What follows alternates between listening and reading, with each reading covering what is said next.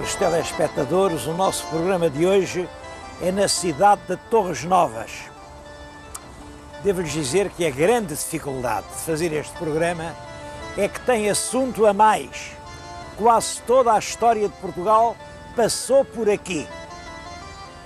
Devo-lhes dizer que quem quiser ler um texto sobre as origens, sobre os tempos mais antigos, o que tem a fazer é simples.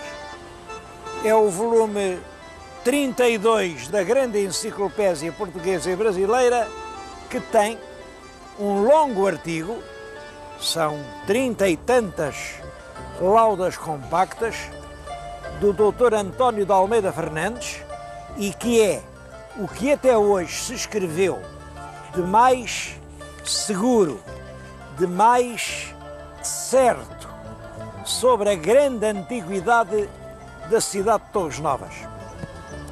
Tem escrito, aliás, muita coisa, umas melhores, outras piores. Ofereceram-me este livro. É o Foral de Torres Novas, é um foral de 1190. Reparem, a terra tem foral desde 1190. O foral está aqui em fotografia e vem aqui transcrito, numa leitura que, apesar de ser latim, qualquer pessoa entende, mas mais do que isso, acrescentam-lhe os costumes de Torres Novas. Nesta altura, século XII-XIII, o costume é fonte de direito. E se no tribunal se estabelecesse é costume que, isso obrigava ao juiz que cedia, porque o costume, o direito consuetudinário, obrigava ao juiz. Portanto, era importante ter a coleção dos costumes. É costume que... Devo dizer que os costumes de Torres Novas são uma das fontes essenciais para o conhecimento da economia e da sociedade portuguesa nos séculos XIII e XIV. Bem, a Câmara fez esta primorosa edição, tem aqui à venda, até por um preço muito barato, isto custa 2 contos, pois não se vende. E a mim isto impressiona-me. Num país em que aparece tanta gente a dizer eu sou historiador, bom, e não leem coisas tão importantes, tão basilares, como estes costumes de Torres Novas.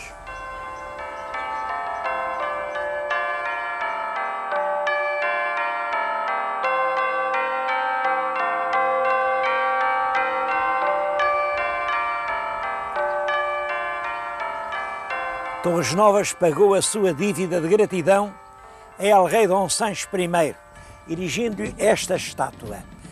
É uma estátua da autoria de João Cotileiro. O rei Dom Sancho I foi realmente um grande rei.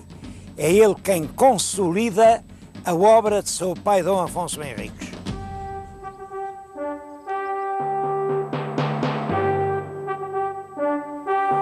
Episódio célebre da história de Torres Novas é a atitude do alcaide do castelo, Gil Pais. Está aqui representada num grande painel de azulejo de Jorge Colasso. Bom, a história é esta: o rei de Castela, o rei Henrique II, invade Portugal, chega aqui diante do castelo, fecham-lhe as portas, mas ele consegue aprisionar um filho do alcaide. Se vê ali, está ali por terra, todo acorrentado, e então intimam o alcaide: ou entregas as chaves, ou te enforcamos o filho. O alcaide, sempre segundo Fernão Lopes, respondeu: pois então, assem-no e comam-no.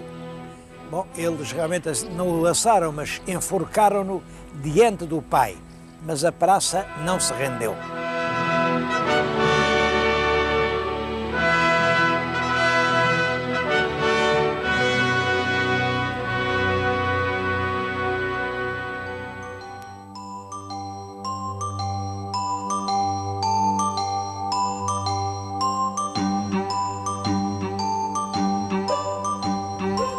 A história de Torres Novas está repleta de acontecimentos militares como esse. Mas os factos mais importantes não são os militares, são factos políticos.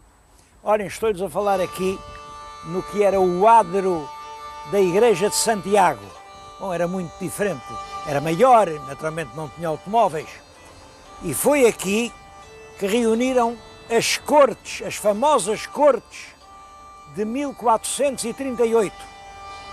É um dos acontecimentos importantes, realmente importantes, da história portuguesa do século XV. Tinha morrido o rei Dom Duarte, ele morreu muito novo.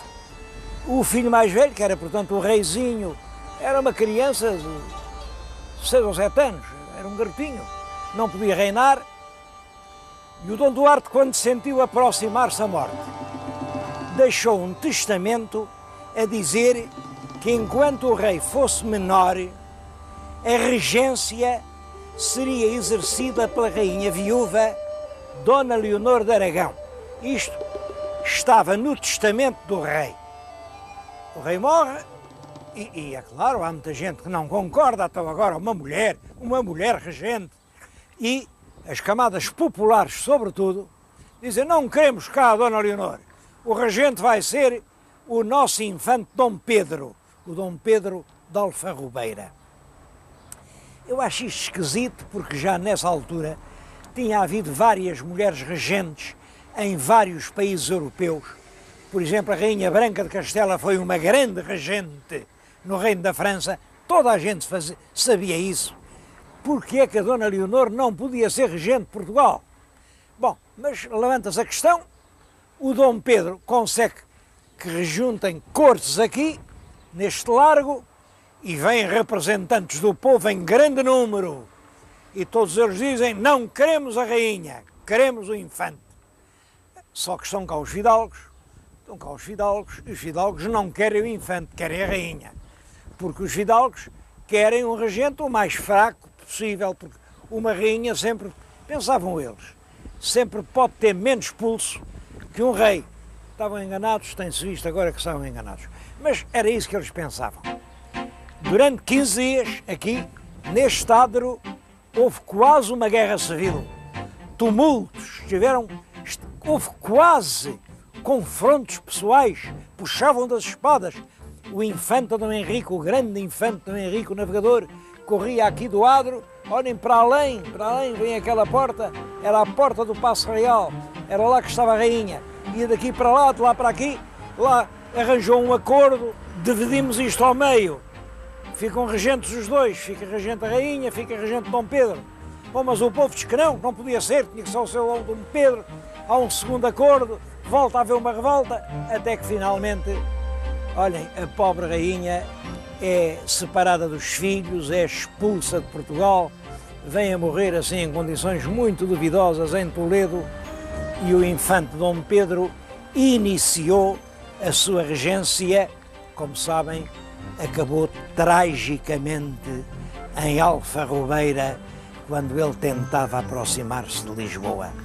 Toda essa história começa aqui, no pequeno adro da Igreja de Santiago.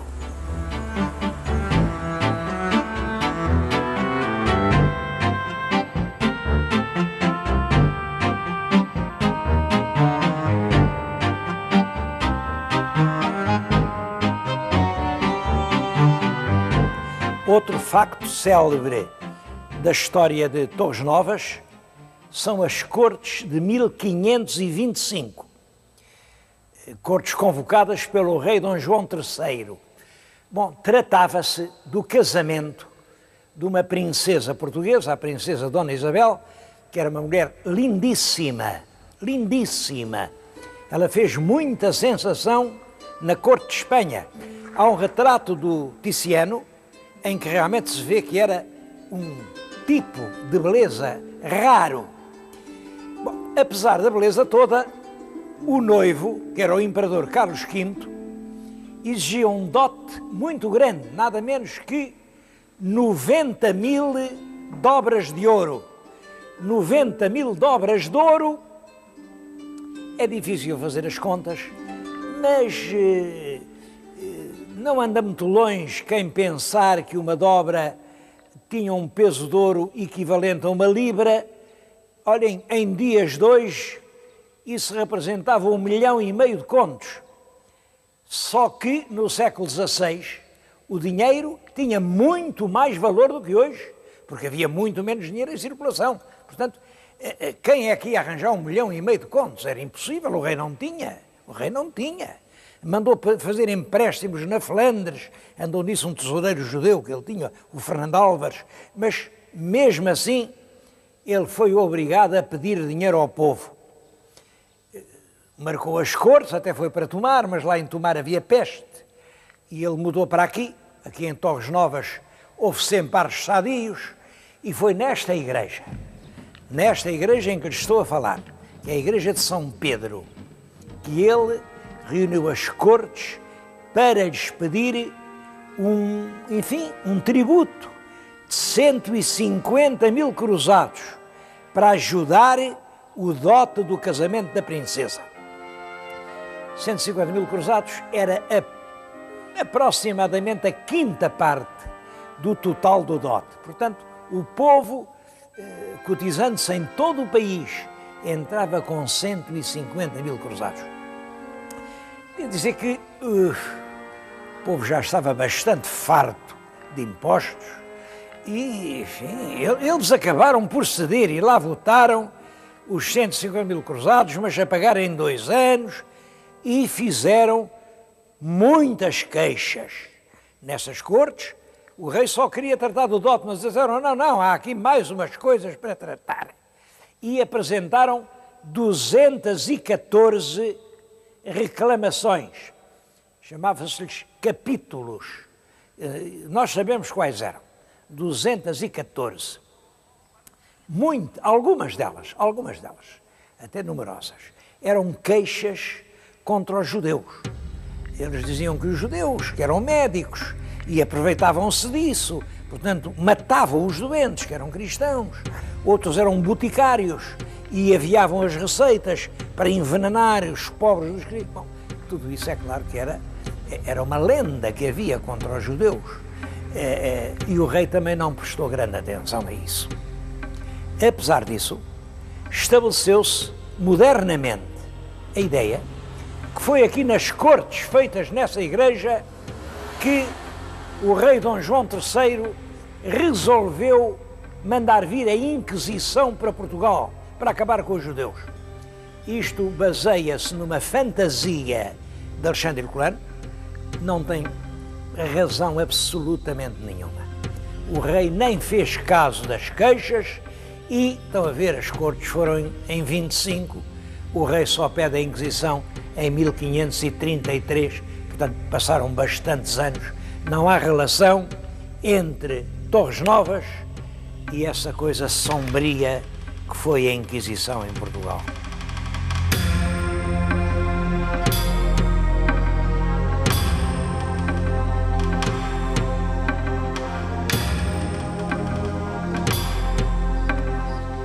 Esta era uma das portas do Paço Real. E é verdade que com a Inquisição os judeus numerosos que havia aqui em Torres Novas fugiram. Aliás, a história dos judeus em Torres Novas está toda por fazer.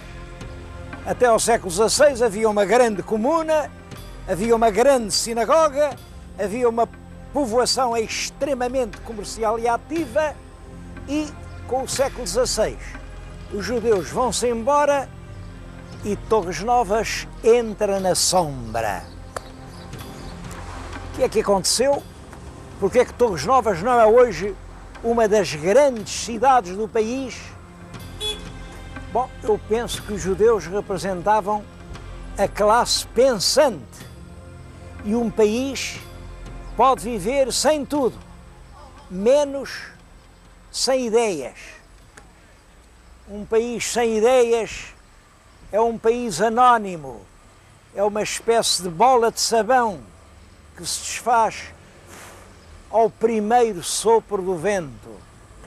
E foi isso que aconteceu quando os judeus partiram.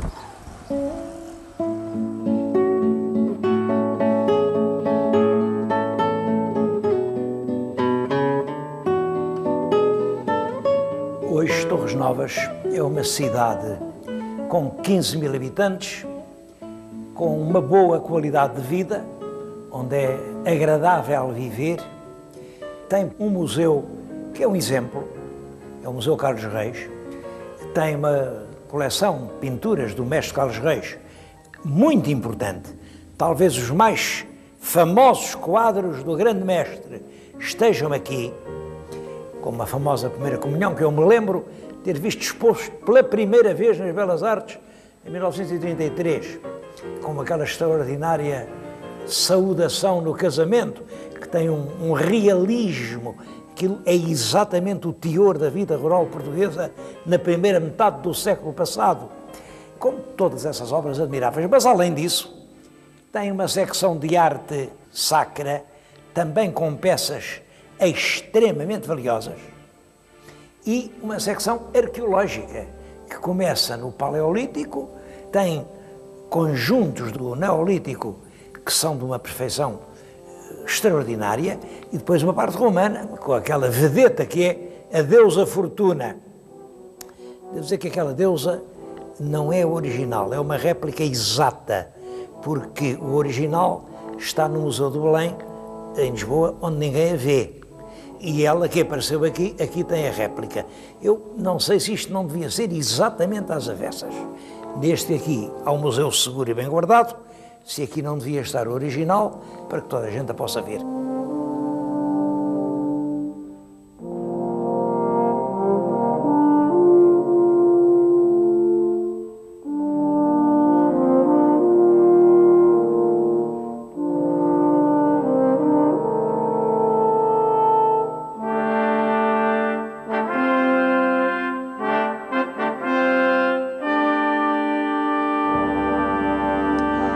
Mas essa questão da fortuna trocada está longe de ser o principal problema de Torres Novas.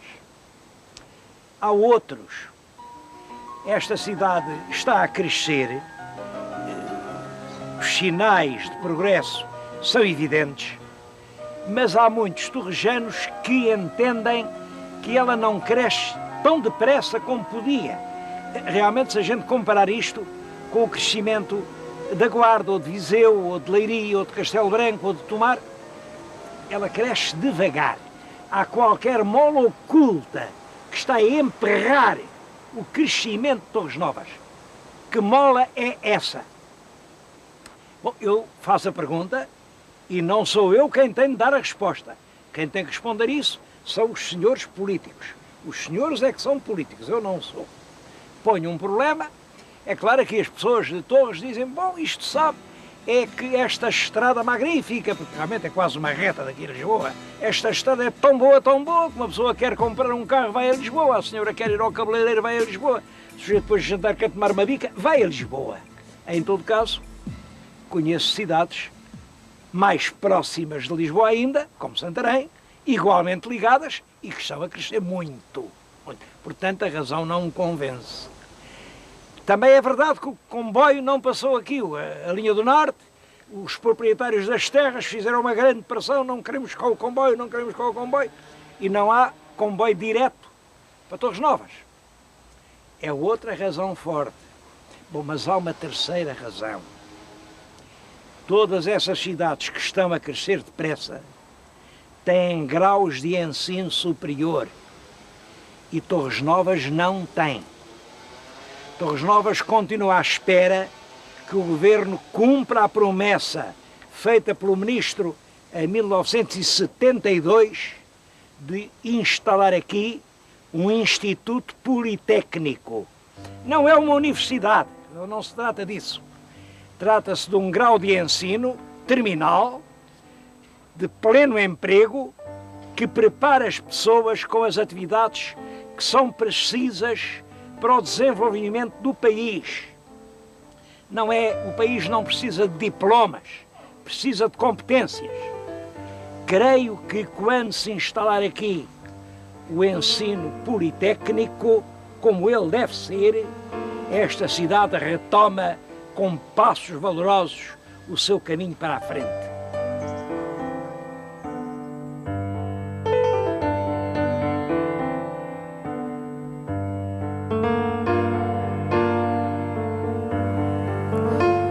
Um outro monumento histórico de Torres Novas, mas este um monumento completamente diferente, é este lugar em que me encontro, que é a Companhia Nacional de Fiação e Tecidos de Torres Novas. É uma das mais antigas fábricas portuguesas. De certo modo, marca o arranque do país para a sua vida nova, para a sociedade industrial. Foi fundada em 1845. Isto é importante, é ainda antes da regeneração, é no tempo do Costa Cabral. O país que está realmente dilacerado, o país que está endividado, o país que não produz coisa nenhuma, tem que importar tudo. Em Lisboa não se pode comprar um trapo, não há nada.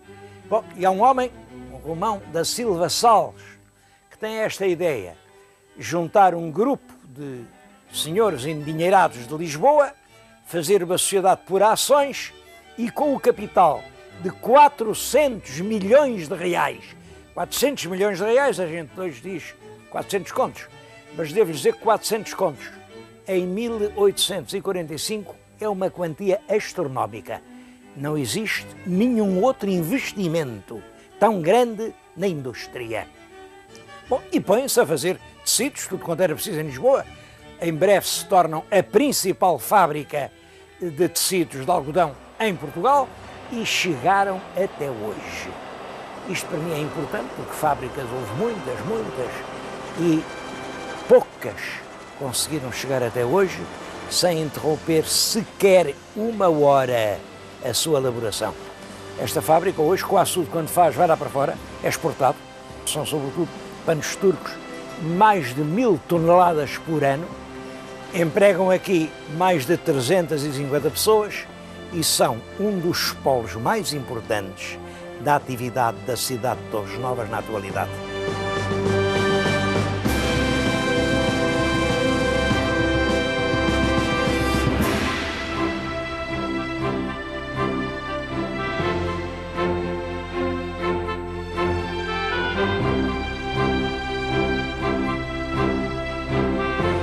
A indústria está, aliás, a expandir-se rapidamente aqui no concelho de Torres Novas.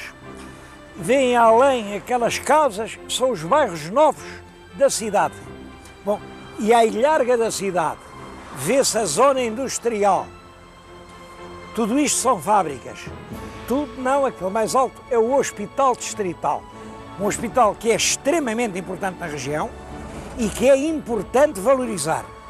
O resto são fábricas de artes gráficas, de transformação de carnes. Daqui se abastece meia Lisboa de carne fresca, de pré-esforçados, de cerâmicas, de madeiras. Para terem uma ideia da importância disto, basta que eu lhes diga que 40% da população ativa do concelho já se emprega na indústria. Quer dizer, mais de 6.000 pessoas encontram trabalho nestas fábricas que estão a surgir por toda a parte. Isto é importante porque há um certo preconceito contra as fábricas, contra a indústria. É claro que as fábricas também têm inconvenientes. Aliás, aqui tem havido cuidado de só admitir fábricas não poluentes. Reparem que o céu é límpido, nada disso enegrece a atmosfera.